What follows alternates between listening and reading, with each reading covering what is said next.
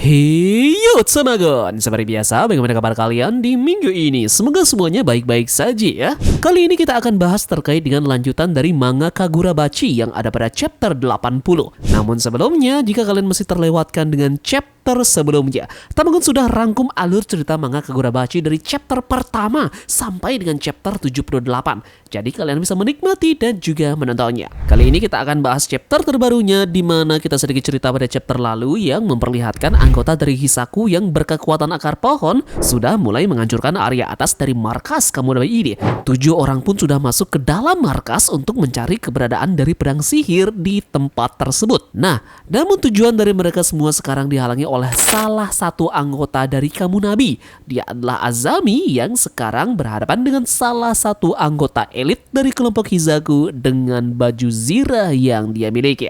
Yup, jadi bagaimana kelanjutannya? Jangan lupa subscribe, like, dan komen untuk bentuk support kalian atas channel ini ke depannya.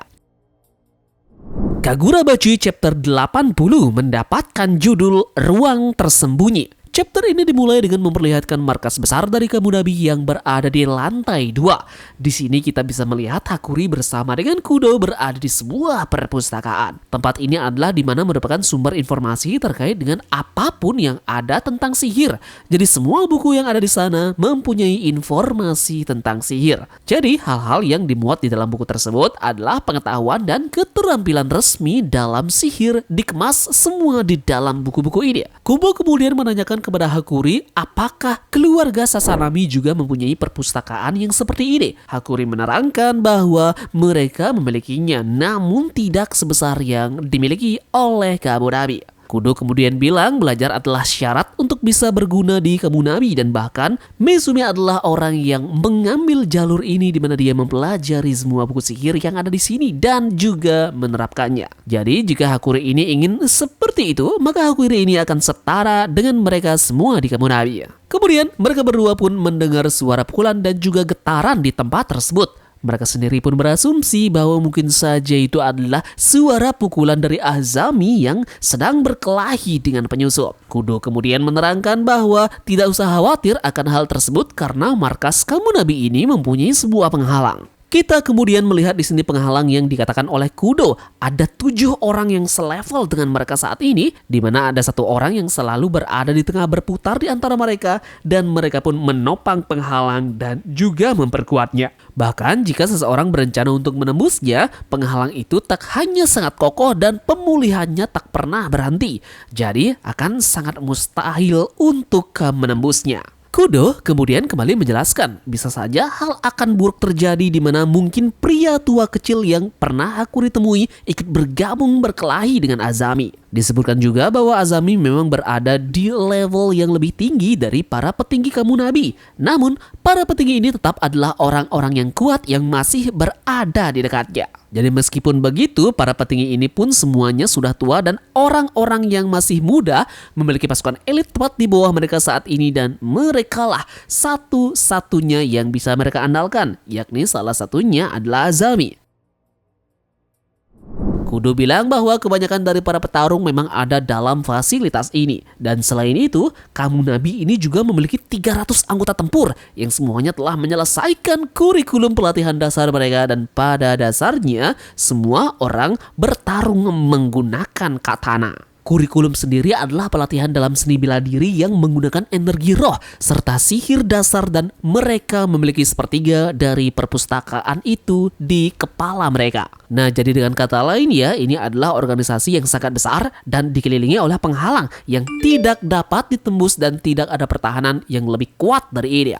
Alih-alih melindungi markas, Azami dan anak buahnya saat ini hanya berburu mangsanya. Nah, di sini pun terlihat Azami yang merasakan ada sesuatu yang tidak beres karena para penyusup ini tidak menggunakan senjata Datenseki seperti apa yang mereka lakukan di Shansho. Kita pun diperkenalkan salah satu instruktur kurikulum yang ada di Kamunabi. Orang ini bernama Ishihira. Secara garis besar ya, ini adalah guru yang mengajar di sekolah yang berada di Kamunabi. Di sini dia pun bilang bahwa dia banyak sekali mengajari anak seusia Hakuri ini dan begitu banyak anak muda yang tumbuh dengan cepat. Jadi pendidikan itu adalah pekerjaan yang sangat penting. Kudo menjelaskan bahwa orang-orang inilah yang membangun fondasi di Kamunabi saat ini dan selalu memberikan segalanya untuk negara ini. Bahkan akan dikirim ke medan perang. Guru ini kemudian memperlihatkan seorang putrinya kepada mereka berdua. Dan betapa mengejutkannya yang terjadi. Di mana guru ini malah menodongkan pisaunya ke arah lehernya sendiri. Dan panel mengerikan pun terjadi. Di mana kelapa dari guru ini pun memunculkan akar pohon dan langsung membuat dia sekarat. Akar pohon ini kemudian menargetkan Hakuri untuk dihabisi. Namun beruntung saja Kudo bereaksi cepat untuk melemparkannya turun sementara Kudo akan menangani akar pohon tersebut. Kita pun melihat akar pohon ini berada di tiap-tiap sudut markas dari Kamunabi yang memang sudah diserang oleh Hisaku. Di mana di sini dijelaskan bahwa 4 lokasi dalam penghalang telah terjadi ledakan energi roh yang tidak diketahui. Hakuri kemudian tersadar bahwa sihir kayu pinus akar pohon ini dia ingat datang dari seorang penyihir yang memang diketahui itu adalah salah satu anggota dari Hisaku. Nah, pada saat Hakuri ini ingin turun menyelamatkan diri, tiba-tiba saja dia kemudian kembali dihadang oleh 2 orang yang ada di markas Kamunabi. Mereka berdua ini pun berupaya untuk membunuh Hakuri dengan menghunuskan pedang mereka. Mereka berdua berencana menjadikan Hakuri ini sebagai umpan untuk menangkap pasukan utama. Mereka pun meminta maaf pada Hakuri ini demi keluarga mereka. Yap, dan halaman berikutnya pun kita melihat plot twist ternyata Ishihira yang tadi diperkenalkan sebagai guru instruktur kurikulum ternyata sudah berkhianat dengan Kamunabi dan dia membuat kesepakatan dengan penyihir akar pohon ini di mana jika dia menaati perintah dari penyihir ini maka penyihir ini akan membebaskan putrinya. Saat ini pun penyihir ini memerintahkan pengkhianat yang lain untuk mencari keberadaan dari Hakuri dan segera membunuhnya. Yap, kita kembali ke Hakuri yang sekarang terdesak. Tentu saja 2 pria tersebut akan memotong tangan dan juga kaki Hakuri. Namun disinilah kemampuan dari Hakuri muncul di mana dia mentransfer kedua pedang milik pria ke dimensi miliknya. Kedua pria tersebut pun kebingungan. Hakuri kemudian memerintahkan 2 orang ini untuk menyerah saja, namun tentu tidaklah mudah. Pria-pria tersebut langsung menghajar Hakuri menggunakan kaki menghantam kepala dari Hakuri. Di sini pun kita diberikan informasi bahwa para penyihir penyusup ini telah memainkan game di mana mereka tentu akan menarik pasukan utama dan mereka ingin semua orang di dalam akan saling bunuh-membunuh walaupun mereka kawan satu sama yang lainnya. Kita pun diperlihatkan Hakuri yang dihajar habis-habisan oleh kedua pria itu, namun menariknya di sini dikatakan Hakuri tak merasakan sakit sama sekali. Kedua pria itu pun kebingungan apakah ada yang melatih program penguatan fisik gaya Kamunabi di sana. Namun pada panel terakhir kita pun terkejut karena kemampuan dari gaya bertarung Hakuri memiliki teknik yang sama dengan putra tertua kepala klan keluarga Sasanami yakni kakaknya sendiri. Dia pun mengeluarkan kemampuan Ishou-nya yang memberikan efek ledakan kejut kepada kedua pria tersebut. Dan menariknya, benda kayu pinus tak aktif di badan mereka jika mereka tersingkir. Kita pun melihat Hakuri di sini akan berupaya mati-matian untuk membebaskan dirinya dari kelompok Hisaku yang mengejarnya. Dia pun sekarang harus waspada di tempat tersebut, baik kawan sekalipun, karena bisa saja ada pengkhianat yang sama seperti layaknya guru sebelumnya. Yup, jadi bagaimana pendapat kalian tentang chapter ini? Akankah memang penyihir dari Hisaku ini bisa untuk mendapatkan pedang sihir tersebut di markas dari Kamunabi?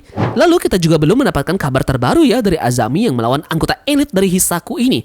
Apakah dia bisa selamat dari pria misterius tersebut? Silahkan bunyikan lonceng notifikasinya dan terima kasih sudah menonton review Kagurabachi chapter 80. Kita akan bertemu lagi ya pada pembahasan selanjutnya di minggu depan.